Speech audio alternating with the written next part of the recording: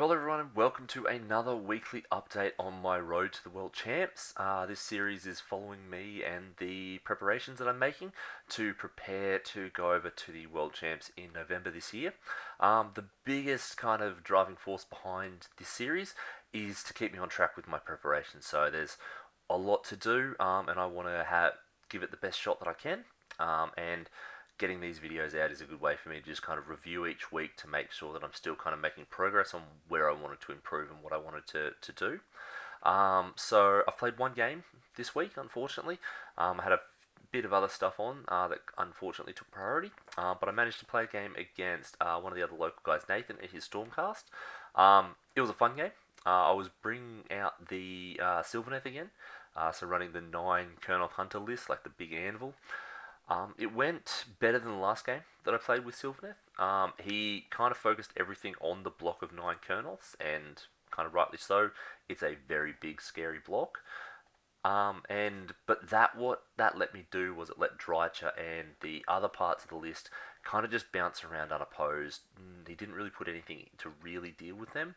He was more focused with the big block. So I ended up getting a 24-17 win in that game, which wasn't too bad. I made a couple of small mistakes that I can work on going forward, which is good because I always want to focus on getting better.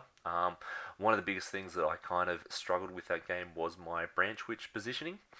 Just making sure that she's always in a good spot where she's protected, but then I can kind of throw the Kurnoth out and she can cover multiple units with her spells. So that's one thing I'm going to be focusing on going forward.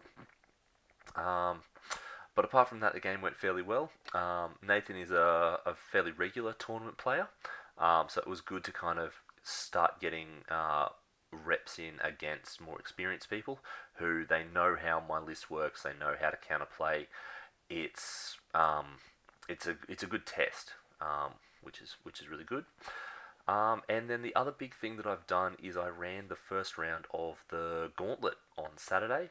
So we had 21 players playing in that one, and it was also excellent to see everyone again, catch up, but also chat to them, see what lists they are running, see what people have come up with so far, especially people that you can talk to about why they made certain decisions. So it's great to read stuff online, and it's great to read stats and to know that certain lists or certain armies are very prevalent and very strong.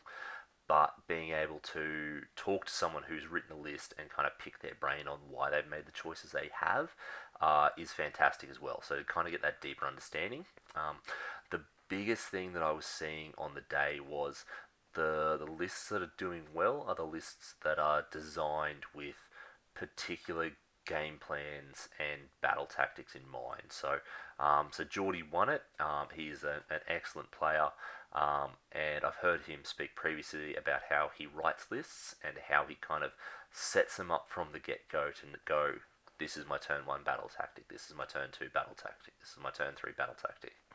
He's always open to picking up an easier one if it's possible in the game state, but having those kind of plans is something that I definitely think is really going to separate out the good from the great players in this new edition. So the current list that I'm playing, the Sylvaneth, I've got kind of 2 battle tactics. The first 2 are kind of the list is designed to play that way, and then there's an easy third one later in the game as well, but it means that there's 2 turns where I haven't got anything in mind and it's kind of open to change and adapting to the game. So whether I need to change the list to change how that plays to try and get in another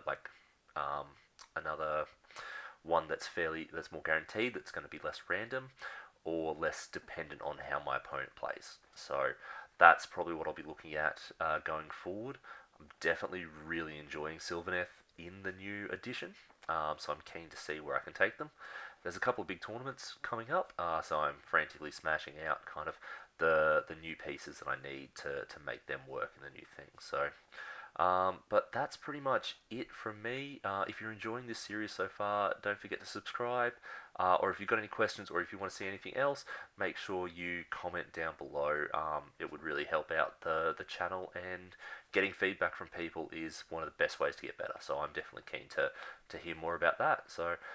But that's pretty much me done. So I'll see you guys next week. Bye.